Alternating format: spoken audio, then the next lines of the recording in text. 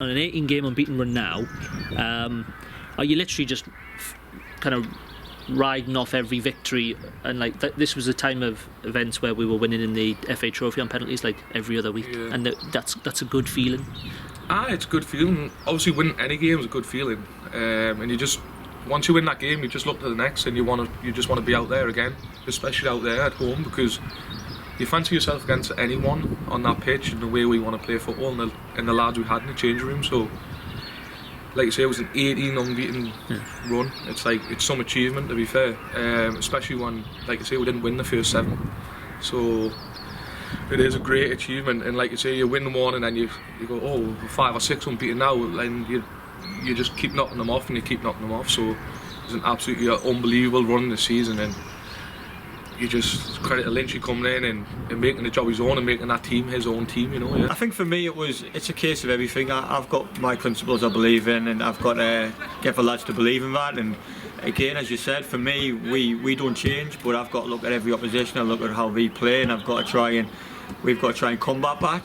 But again, I don't change the way we've done things. If you look at the way I've done it, I'll do it the same. But we've got to know what to expect from the opposition, and we went in the games with the belief of that we knew what to expect from the opposition, but also what our capabilities were. And as you said, it was just a case of keep going over it. A lot of repetition. I think I don't like to reinvent the wheel as such. I think it's hard work, basics of football gets you to places with some tactical and technical information, and that's what worked ultimately for a large part of the season. You must have been enjoying that scoring form that you were in, because 6 goals and 7 in any division isn't easy to do, especially this one.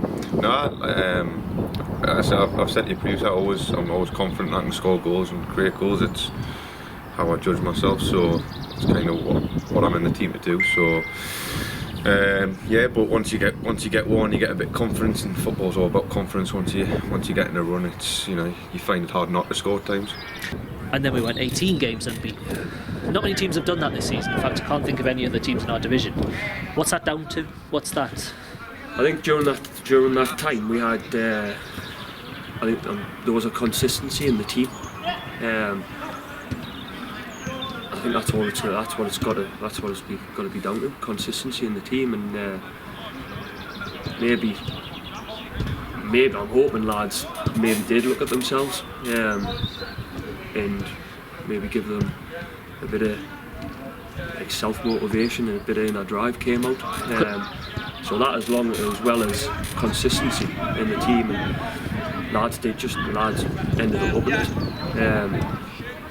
And I think that's what it was. Because you must have always known that the squad had it in them, because you're part of it, you know them and all that sort of stuff. So almost, was it a surprise when the results started turning around so quickly? I mean, going on an 18-game unbeaten run is pretty spectacular for a side, particularly that was bottom of the league before that. It did, in a way it didn't, because although we've got a small tight squad, it's every bit out. We're all good players, and there's quality in every. Although there might just be like 1 or 2 players for each position, but it's quality all over. And it was I think it was a matter of time before we went on a run like that. I mean, 18 games was impressive, and you maybe not expecting that after the start we had. But in a way, when you look at it, it's probably what we should have been, what should have been happening. Look at you personally then, just to kind of finish off the last couple of questions. You kind of went into February, over Christmas you scored regularly, then you went into February and you went on a streak. You may not sort of say it out loud, but you must have felt like a bit of a leading character, in the sense that you were doing your role and leading by example almost. Yeah, but that's the way I always like to consider myself. I'm one of the experienced lads. We've got a lot of older lads in the dressing room with a lot of experience.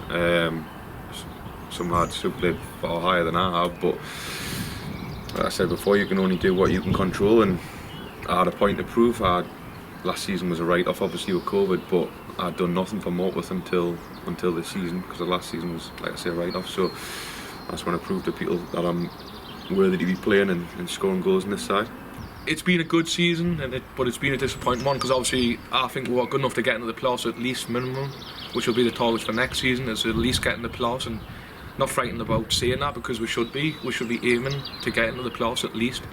But yeah, it's been an absolutely unbelievable achievement from Lynchy. So I think he's only 28 or maybe 29 years below me, maybe 2 years below me, 28, 29. As a manager to step in, as assistant manager to step in as a manager, more massive job, and just make his own job now. And hopefully he can just do what he wants to do in the summer and just move this club forward where we want to go. But like I say, it's been an unbelievable achievement from him to make that team his own team, and just falls short. I know the points are probably a little bit of a gap now, but we were touching distance. You kind of give 21 points away at the start of the season. It's as simple as that, and catch up. But we nearly made it, and like I say, it's probably a bit of a disappointing end of the season. But you need to really, if we're being honest, to you, the chairman, Mark, and all the lads, when Lynchy took over, where he had whispered, Lynchy, all you need to do is keep up. So to even mention the playoffs is